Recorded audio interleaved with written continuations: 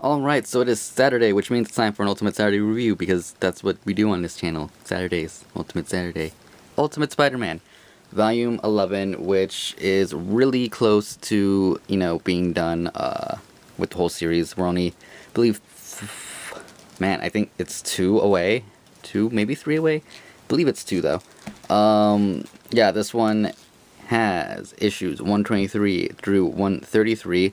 Ultimate Spider-Man Annual and Ultimate Spider-Man Requiem number 1 and 2. You can see in the back, Venom does return in this. And man, I'm like thinking how to review this one, because I'm sure everybody knows the ultimatum event, which this leads into. It's been a while. I'm sure there's people who don't, though, because there's always new people. It's always going to be new people who don't know. So it's going to be kind of hard. I'm not going to do a review of the ultimatum events anytime soon. Hopefully, I will do it at some point, but not soon. We'll plan on actually how I'm doing all these. But anyways, so there's about, I'll say, 2.5 story arcs in here, kind of, because one is the annual, and the annual is like a standalone story thing that goes on there. But the first thing that happens here, the first story arc, is kind of the return of Venom, mixed in with a few other things. You can see here Eddie Brock talking to this lady in the park about, well, Parasite, and all the stuff. We know that he's Venom. Gets away at the end of that Venom story arc, I believe. And he's been attacking people in the park and, feeding on them, because that's what he does, apparently. This Venom feeds on people. Does the other Venom feed on people? I don't remember. I don't think he does. Yeah, we have Silver Sable, who's been hired by, I don't remember who, but she's hired to basically find out who Spider-Man is and kidnap him. And she kind of succeeds and doesn't. At the same time, it's kind of funny what she ends up doing later in the issue. I'm like, how do I do this review? Well, stuff happens with Venom. The Ultimates do get involved, because the Ultimates make an appearance here later. Silver Sable. S's are hard for some reason, I guess.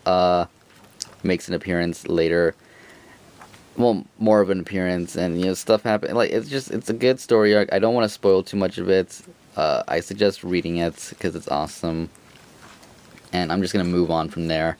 But yeah, Silver Sable hired to go after Peter, basically, or Spider-Man. They end up going to the school because they have reports. Spider-Man's always at his own school, so they go there to like try and stake it out. Again, stuff happens with Venom and the Ultimates and Spider-Man, which was really good. And Carnage. Yes, Carnage, that's the only other big thing. I'm not going to say who Carnage is or anything like that, but Carnage makes an appearance, and it's really, really good. Yeah, that takes up a good part of this book. Let me see if I can get to the annual here somewhere. Is this it? Is it? I think I'm at it. I don't know if I'm at it. I might have skipped it. I don't know. This is it. So the art completely changes in this book once we get here. Does the art change in the cover? No, that's still more or less him. But you see the round-headed Spider-Man here, right here. That's who we will see for pretty much the whole next volume up until the end, I think. No, actually, up until the death of Spider-Man. That's what we see, is the round-headed Spider-Man, which bugs me, but it's just funny because later on they kind of mentioned that it's his hair that makes his head look cartoony, and they cut it and he looks more normal again and stuff. Kind of normal. I'll get into that later. Yeah, the art is completely different for the annual, which, annuals usually are different artists and different writers. So there's that. Yeah, and then like I said, the next story arc starts off with Spider-Man's part of Ultimatum, which Really, the good thing about it is if you want to read this and you want to read Ultimatum at some point, but you just really want to get through Ultimate Spider-Man, the good thing here is that it doesn't really spoil Ultimatum at all, because Spider-Man's part in it doesn't have anything to do with the actual battle that happens. It's really him going around New York and trying to save people, and having to fight the Hulk too, because the Hulk shows up, and his interaction with the Hulk is actually really funny in this. But yeah, stuff's happening with Aunt May and his principal, and I believe the police get involved. There's more clones, by the way, in the last story arc. I'm just gonna mention that. But well, it's kind of clones. It's still like the whole Carnage. Anyways, yeah, the ultimatum event happens. The ultimate wave, which goes and hits New York and drowns a whole bunch of people, and kills a whole bunch of superheroes. It's the event that really changes a lot of things that happen in the Ultimate Universe, especially with the X-Men. We'll get into that once we get to Ultimate X-Men, but for now, we're just doing Spider-Man, and yeah, so like I said, he does confront the Hulk, which I believe their Hulk is still gray. It's really a good event. I highly recommend it. This book, I believe, is still, available new for the most part on the internet, so it's pretty easy to get your hands on, compared to some of the older ones. Yeah, just the whole, it's a really good story arc. I really like the Ultimatum thing for Spider-Man. I kind of wish it lasted a little bit longer. The story after that, I don't really want to spoil, but Requiem is... alright, you know what? Small spoiler alert. If you don't want to hear it, then don't. Listen to the next part, I guess, for the Requiem story arc. But, yeah, just before you go, it is a really good book. Highly recommended. 5 scrolls all the way across the board. Anyways, spoiler-ish now, is that everybody thinks that Spider-Man died in the Ultimate Wave. He goes missing. They find his mask, and they think he's dead. And then, really, Requiem is all about, Jameson, who at this point knows, or has known for a little bit, not too long, but a good amount of time, that, Peter was Spider-Man, since the whole kidnapping in the last volume. Was that the last volume? No.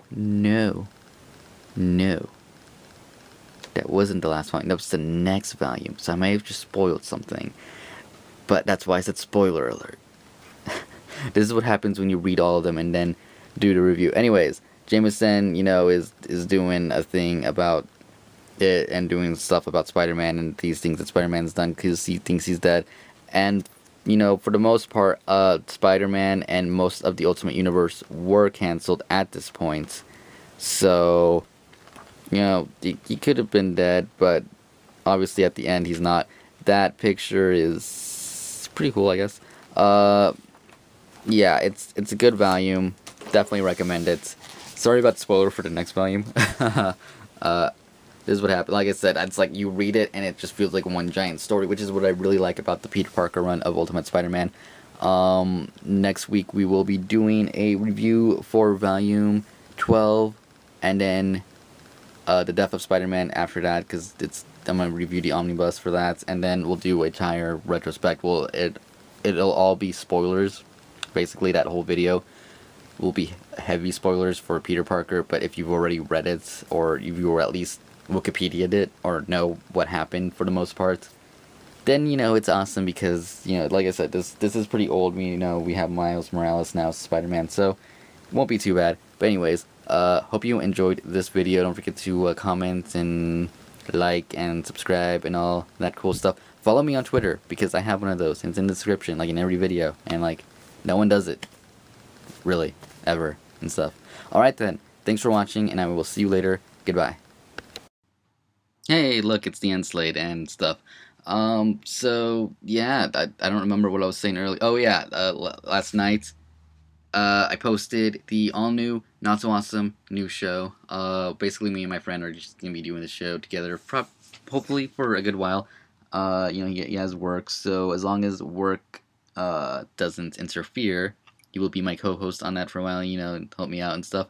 And it's better, in my opinion, because I get to debate with the person kind of next to me instead of just asking questions to a blank camera that I don't know if I'm going to get comments from. Because people, you need to comment more. No offense. There's plenty of people who comment. And I'm just saying, comment more and follow me on Twitter because Twitter, I have.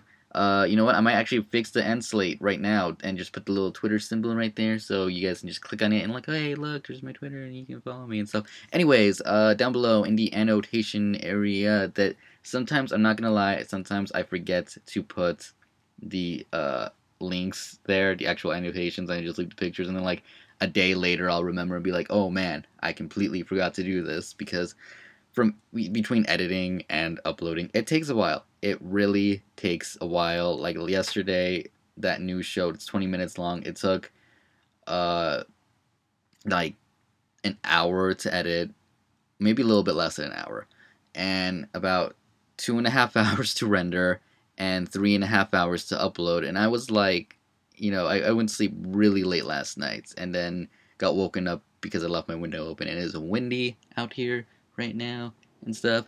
Anyways, down below there are links for, I want to say, Rat Queens Volume 1, uh, Tom and Jerry unboxing. Those things are awesome. And I said I was going to leave a picture in the thing. My friend actually made a point to say that he was disappointed that I didn't put the picture at the end like I said I was going to.